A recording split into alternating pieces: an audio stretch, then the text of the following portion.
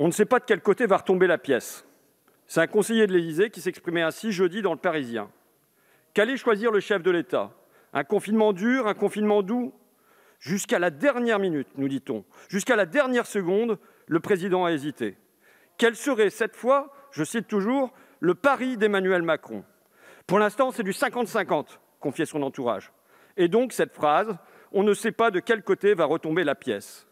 Mais la pièce, c'est nous, c'est la France, c'est 67 millions de citoyens libres, avec liberté même comme premier mot de notre devise. Va-t-on rejouer au foot ou pas? Pile ou face, ça dépend de la pièce, de l'humeur du président, de son sentiment. Est-ce que le fleuriste vendra ses fleurs? Pile ou face. Les cours à l'université, dans les lycées, pile ou face. Boire une bière en terrasse? Pile ou face. Depuis plus d'une année, nous sommes entre les mains du souverain, suspendus à ses lèvres, sans prise sur notre destin, ni ici dans cette assemblée, ni ailleurs. Et l'expression qui revient, que j'entends chez les gens, c'est « on attend de voir à quelle sauce on va être mangé ». Et finalement, après un confinement, un déconfinement, un reconfinement, un redéconfinement, un couvre-feu à 19h, un couvre-feu à 18h, nous voilà avec un confinement territorial partiellement déconfiné et un couvre-feu à 19h avec attestation de sortie, mais finalement sans, mais finalement si. C'est du colmatage, du rafistolage, sans aucune stratégie, sans aucun calendrier. Vous ne rouvrez pas les bars et les restaurants, vous ne rouvrez pas les musées et les cinés, vous ne rouvrez pas les gymnases et les salles de sport, mais surtout, vous ne rouvrez pas l'espoir, vous ne rouvrez pas l'horizon. Ce matin, Ali m'a dit « on a l'impression qu'ils tâtonnent avec une canne blanche. Il faudrait leur acheter un chien d'aveugle. » Dans Le Parisien, toujours, un conseiller gouvernemental, nous dit-on, décrypte. Il fallait donner des gages aux soignants exténués. Évidemment, c'est le moment de visiter un hôpital, c'est le moment de se planquer derrière les blouses blanches. Le couvre-feu, c'est pour eux que vous le faites. C'est en leur nom le reconfinement. Soudain, il faut les écouter. Soudain, il faut montrer les urgences débordées. Le reste du temps, en revanche, vous êtes sourdingue. Les oreilles bien bouchées. Des quoi?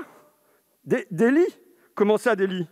Le Premier ministre ose même, et c'est à ça qu'on le reconnaît, il ose même les soignants ne demandent pas d'augmenter le nombre de lits à l'hôpital. Eh bien si, ils le demandent, et même ils s'étonnent, je les cite, « Nous sommes le seul pays au monde à fermer des lits en pleine pandémie. » Mais allons, leur réplique-t-on, à quoi serviraient des lits sans soignants, sans personnel? Mais justement, ils vous hurlent les réanimateurs, on en réclame, on réclamait 60 internes de plus dans notre spécialité, 60 pour tout le pays, c'est pas énorme. On les aurait orientés en septembre, aujourd'hui, ils seraient à nos côtés dans les services, on serait moins asphyxiés. Mais combien en avez-vous accordé? Combien? Vous le savez, 0. Et sur les vaccins, c'est pire presque. Combien de doses seront produites en France en mars? 0. Combien en avril? 0. Combien en mai? 0. Combien de tout le printemps, de tout l'été? 0.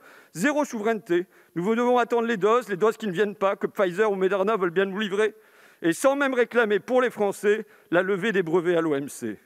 Alors, comme la digue ne tient plus, comme la digue devient une passoire, que faire? Fermer le robinet des libertés. Voilà votre variable d'ajustement, et toujours au nom des soignants. Mais ça ne prend plus. Laura, médecin en service Covid, nous écrit « Je ne veux plus leur servir de caution. Ne nous habituons pas à vivre comme ça. Notre rôle est de soigner les malades, pas de juger les vivants. Notre rôle est de sauver des vies, pas de dicter la vie. » Florian, urgentiste lui aussi. « Nous ne voulons pas que les plages soient interdites, nous voulons des soignants. Nous ne voulons pas d'une dictature sanitaire, nous voulons retrouver une protection sociale démocratique. » Fadi, réanimateur. « Le corps social n'a jamais demandé de telles privations de liberté.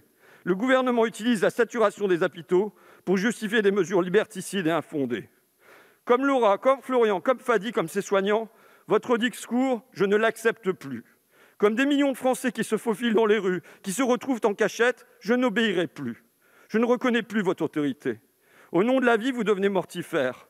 Vous portez la tristesse et les dépressions. Nous n'allons plus attendre. Nous n'allons plus attendre votre permission. Nous n'allons plus attendre pour vivre et pour rire, pour danser, pour chanter, même masqué, oui masqué. En un alexandrin, avec césure à l'hémicycle, je vous psalmodiez depuis lundi, dedans avec les miens, dehors en citoyens. Comptez sur nous, on vous le prônait. Ce printemps, nous serons dehors en citoyens.